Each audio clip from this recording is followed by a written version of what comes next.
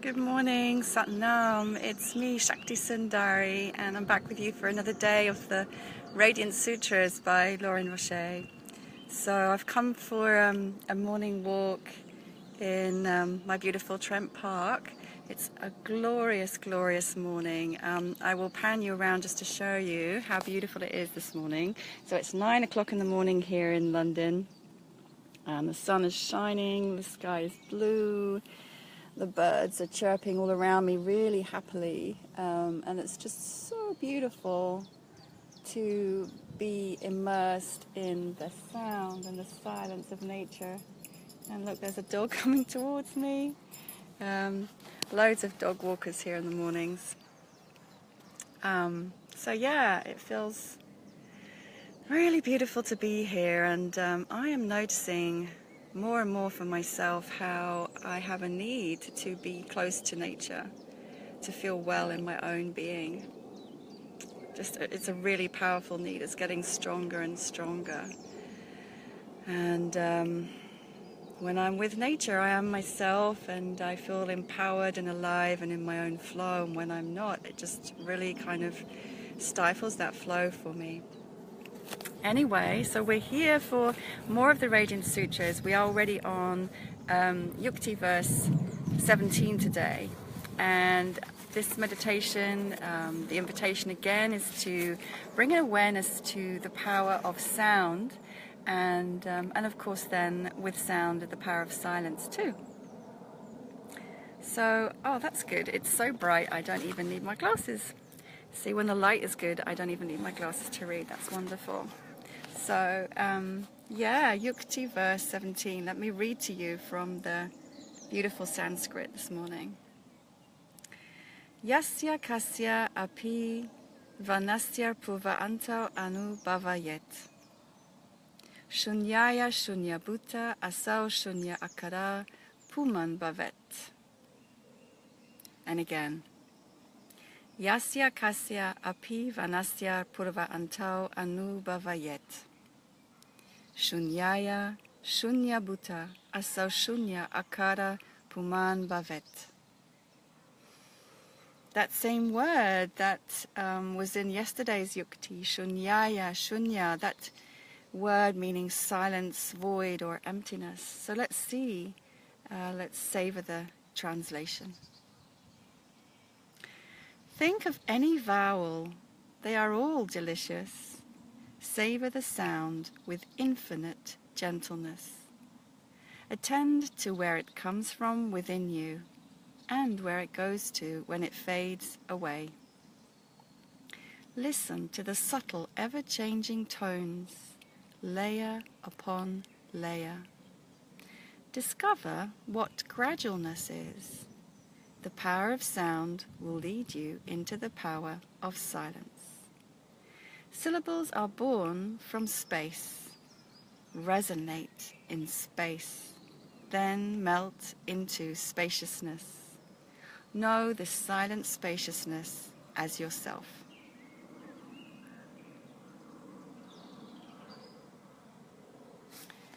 Know this silent spaciousness as yourself. See, the impact of those words just makes me want to sit in silence and listen to the bird song all around me. Actually, there's an airplane going overhead right now. But there is a stillness, a silence to nature in the sounds. Somehow it quietens my soul to be here. So I'm just going to go through these words again with you. Think of any vowel. They are all delicious. So any vowel sound, a, I, e, o, u, they are all delicious. And again, I just love the way this language is so sumptuous and sensual, making us think of something yummy that we want to eat and enjoy and taste and allow the flavor of it to roll across the tongue and inside the mouth. Savor the sound with infinite gentleness. And again, loving that invitation to subtle awareness, infinite gentleness. This is one of the benefits of yogic and tantric practice that I've found for myself, even though I have always been very sensitive, these practices have opened me up to a level of sensitivity and subtle sensing awareness that is just exquisite.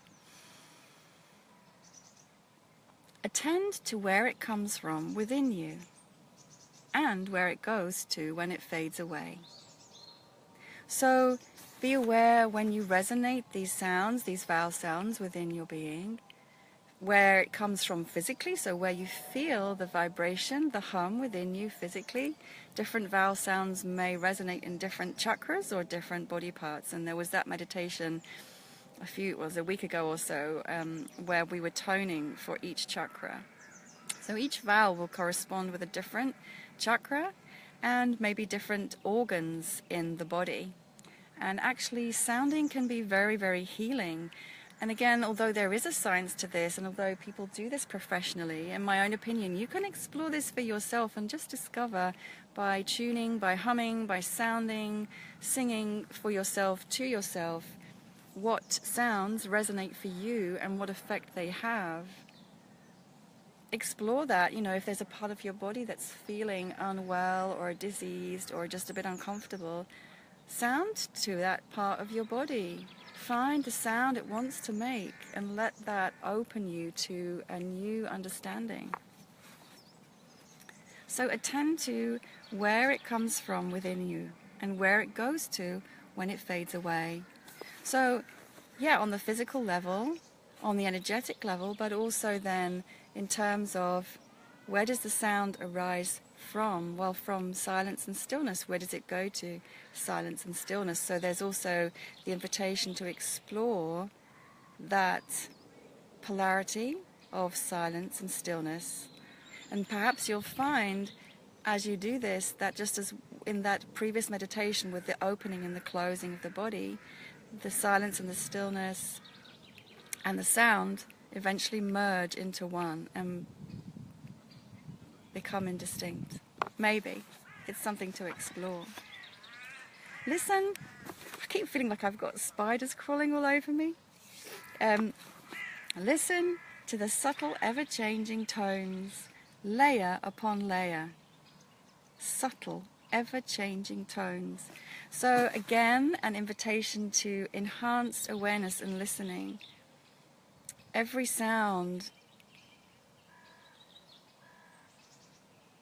at many different layers, many different levels, many different tones, and ever-changing. So pay attention. It's never exactly the same. Never exactly the same from one moment to the next. And in paying such close attention to the infinite minutiae, the detail of the sound, you'll just be able to sink deeper and deeper and deeper into awareness. Discover what gradualness is. And I love that because, again, it's another invitation to really subtle paying attention. There's nothing gross about this. And so often, again, Western culture, I think, conditions us to want things fast, instant, immediate. It's black or it's white. But actually, no, savor the gradualness, the grey, the tinges, the distinct differences and many multi-layered, multifaceted qualities to all of life. But here we are speaking about sound specifically. The power of sound will lead you into the power of silence. So again, the polarity and the paradox. Syllables are born from space, resonate in space, then melt into spaciousness.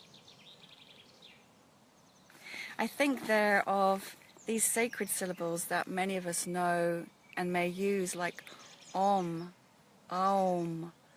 These sacred syllables that have a resonance, that emerge from the void, and that represent the sound of life, of consciousness, of truth, of love. Syllables are born from space, as are we. Resonate in space, then melt into spaciousness.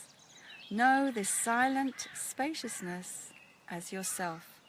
And the self there has a capital S. So for me, that would indicate that's a reference to your higher self.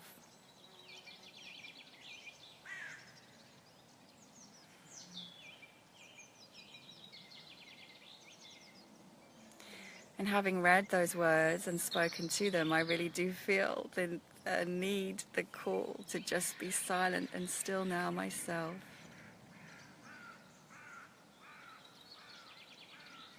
And it makes me more aware of all of the beautiful sounds of nature around me.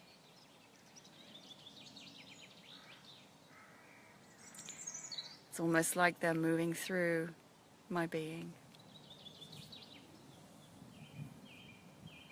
So enjoy this next meditation.